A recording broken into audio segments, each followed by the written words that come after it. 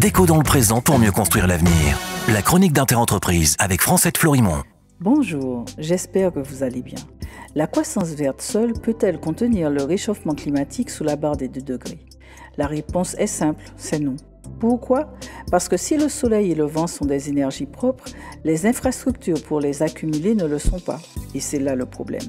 La transition vers les énergies renouvelables va nécessiter une augmentation importante des extractions de métaux et de terres rares qui, elles, auront un coût écologique et social incroyable. Des exemples? Pour produire des infrastructures solaires et éoliennes capables de produire ce qui serait nécessaire pour alimenter la moitié de l'économie mondiale actuelle, à savoir 7 térawatts d'électricité d'ici à 2050, avec en plus l'énergie hydroélectrique, la géothermie et le nucléaire, il faudra 34 millions de tonnes de cuivre, 40 millions de tonnes de plomb, 50 millions de tonnes de zinc, 162 millions de tonnes d'aluminium, 4,8 milliards de tonnes d'acier.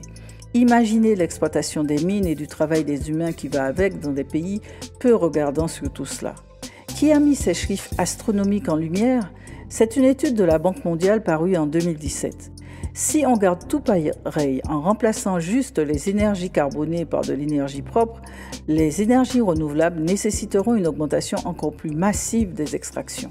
Par exemple, l'extraction de néodyme, matériau essentiel pour les éoliennes, devra progresser de 35% par rapport à ce qui est extrait aujourd'hui.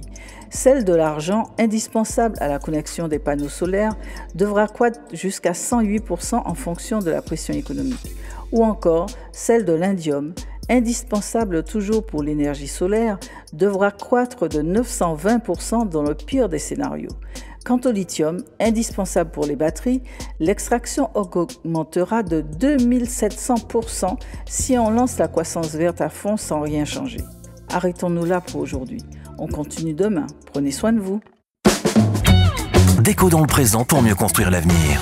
La chronique d'Interentreprise avec Francette Florimond.